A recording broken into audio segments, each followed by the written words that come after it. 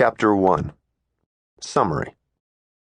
After early May, no more rain came to the red and gray country of Oklahoma. Soon the earth crusted and clouds of dust surrounded all moving objects. Midway through June, a few storm clouds teased the country, but dropped very little rain. The wind became stronger, and soon the dust hung in the air like fog. People were forced to tie handkerchiefs over their faces and wear goggles over their eyes. When the wind stopped, the men and women came out to survey the damage to the fields. Everyone, even the children, was subdued. They were waiting for the reaction of the men, to see whether they would break. The men did not break, but began figuring how to deal with the ruined corn.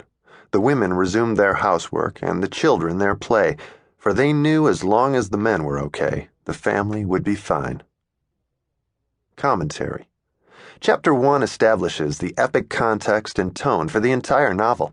This brief but important opening chapter provides a backdrop for the main events of the narrative, describing the event primarily responsible for spurring the Great Migration to California during the 1930s. The destructive force of the Dust Bowl is staggeringly described as a backward life cycle, a regression from fertile green to a dead and dusty brown. The deterioration of the land that forces the farmers to huddle and figure foreshadows the plight of the Jodes. Forced off their land by a bank looking for profit, they will move west, seeking a new livelihood. The beautifully apocalyptic description of the slow spread of decay throughout the Oklahoma country is strongly influenced by the King James Bible and sets the brooding and oppressive tone of the novel. The opening chapter also introduces many of the themes that will be played out throughout the course of the novel. The suggestion of unity and human dignity in the huddled circle of men will be developed in the narrative. Likewise, the theme of survival, particularly survival in the face of environmental destruction, is implied by the refusal of the men to break. This theme, too, will be examined in detail in the narrative chapters. Chapter 1 is the first of the so-called intercalary chapters, inserted between the narrative chapters, which are generalized accounts of the social, economic, and historical situations that shape the events of the novel.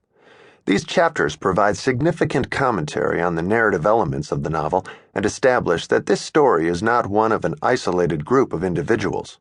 The Jodes' troubles, dispossessed, stripped of dignity, and struggling to maintain familial unity, are not unique to their family, but representative of an entire population of migrating people.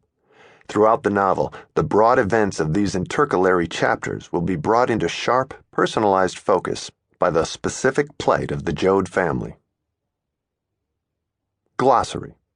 Here and in the following chapters, difficult words and phrases, as well as allusions and historical references, are explained. Perplexity, the condition of being perplexed, bewilderment, confusion. Hams. A, the backs of the thighs. B, the thighs and buttocks together.